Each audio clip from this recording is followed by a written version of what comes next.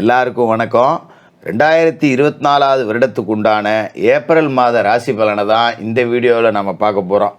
ஏன்னா ஏப்ரல் மாதம் அப்படிங்கிறது மற்ற மாதத்தை விட முக்கியமான ஒரு மாதம். ஏன்னா இந்த ஏப்ரல் மாதத்தில் தான் தமிழ் புத்தாண்டு அப்படிங்கிறது பிறக்க போகுது. சோபக்கிருது வருடம் முடிஞ்சு குரோதி வருடம் அப்படிங்கிறது ஏப்ரல் 14 தொடங்க போகுது. இப்போ தமிழ் புத்தாண்டு எப்படி இருக்க போகுது அப்படிங்கிறத நம்ம தனியாக வேறு ஒரு வீடியோவில் பார்க்க போகிறோம்.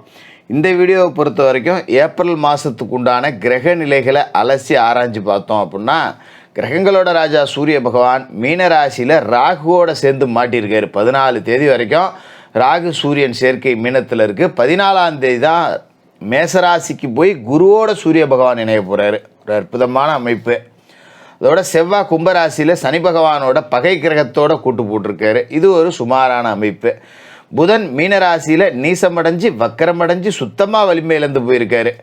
அதே நேரத்தில் புத சுக்கர யோகத்தையும் கொடுக்குறாரு, புத ஆதித்ய யோகத்தையும் கொடுக்குறாரு. சுக்கர பகவான் மீனத்தில் 25ஆம் தேதி வரைக்கும் இருக்கார். அதன் பிறகு தான் அவர் மேசத்துக்கு போகிறாரு. குரு பகவான் மேசத்தில் இருக்கார், சனி பகவான் கும்பத்தில் இருக்கார். சர்ப்ப கிரகங்களான ராகு, விஷப்பாம்பு ராகு மீனத்திலையும், விஷமற்ற பாம்பான கேது கன்னிராசிலையும் இருக்காங்க. இந்த கிரக அமைப்புகள், ராசி மாற்றங்கள் அப்படிங்கிறது இந்த ஏப்ரல் மாதத்தில் உங்களுக்கு என்னென்ன நன்மைகளை செய்ய போகுது, பரிகார ராசிகள் என்ன பரிகாரம் செய்யணும் அப்படிங்கிறத ரொம்ப துல்லியமாக நம்ம பார்த்துருவோம். சிம்மராசி நேயர்களே, உங்களுக்கு இந்த ஏப்ரல் மாதம் எப்படி இருக்குது அப்படின்னு பார்த்தோம்னா, மாத தொடக்கத்திலே ராசிக்கு அதிபதியான சூரிய பகவான் அஷ்டமத்தில் போய் ராகுவோட மாட்டிக்கிட்டார். அப்போ நீங்கள் அஷ்டம ராகுவோட பிடிக்குள்ளே நீங்கள் இருக்கீங்க அப்படிங்கிறதையும் நம்ம மறந்துடக்கூடாது. சரி, ராசி அதிபதி போய் அஷ்டமத்தில் மாட்டிக்கிட்டாரு, ராகுவோட கூடியிருக்காரு, இது என்ன செய்யும் அப்படின்னா பெருசாக நீங்கள் பயப்பட வேண்டியதில்லை. ஏன்னா ஒரு 14 நாளைக்கு தான்.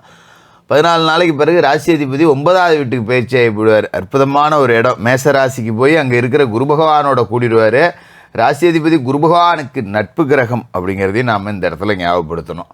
ஏன்னா குரு பார்வை அப்படிங்கிறது இப்போ ராசியிலே இருக்குது. அதனால் இந்த 14 தேதிக்கு பிறகு பெரிய பிரச்சனை எதுவும் இல்லாமல் நிறைய நன்மைகள் அப்படிங்கிறது உங்களை தேடிட்டு வரப்போகுது.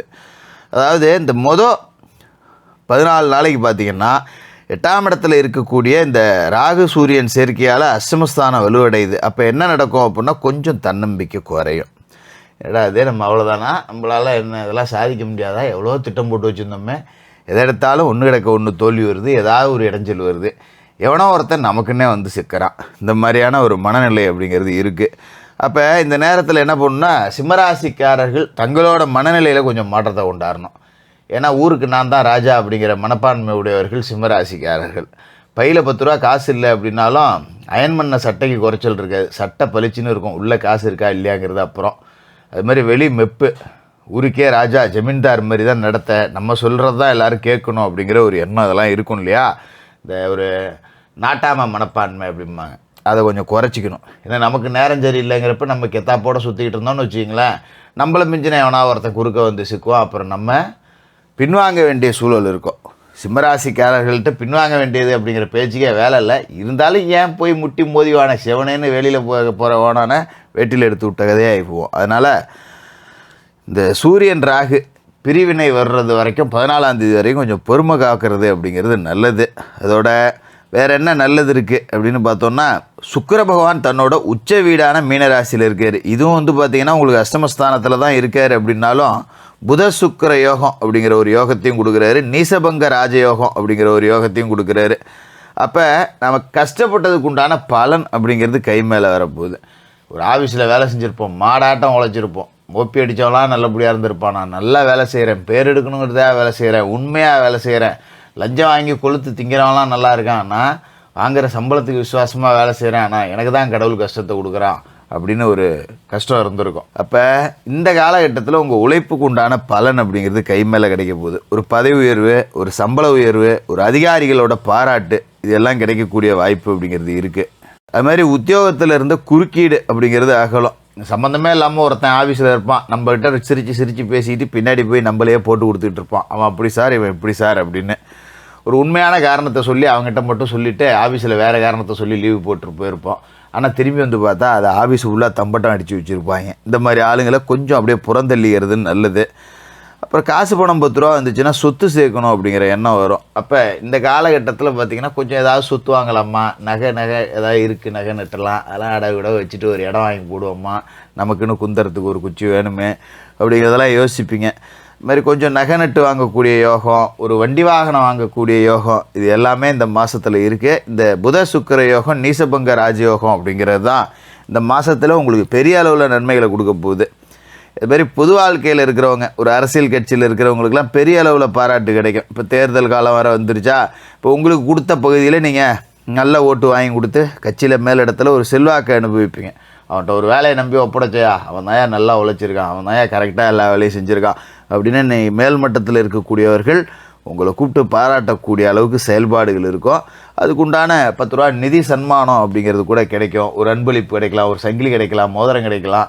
இந்த மாதிரி ஏதாவது உங்களுக்கு நன்மைகள் அப்படிங்கிறது நடக்கும். அதோட மாத தொடக்கத்திலே பார்த்தீங்கன்னா மீனத்தில் நீசத்தில் இருக்கிற புதன் வக்கரமும் அடைஞ்சிருக்காரு. இது ஒரு எப்படி சொல்கிறது, 2க்கும் 11க்கும் அதிபதி புதன்.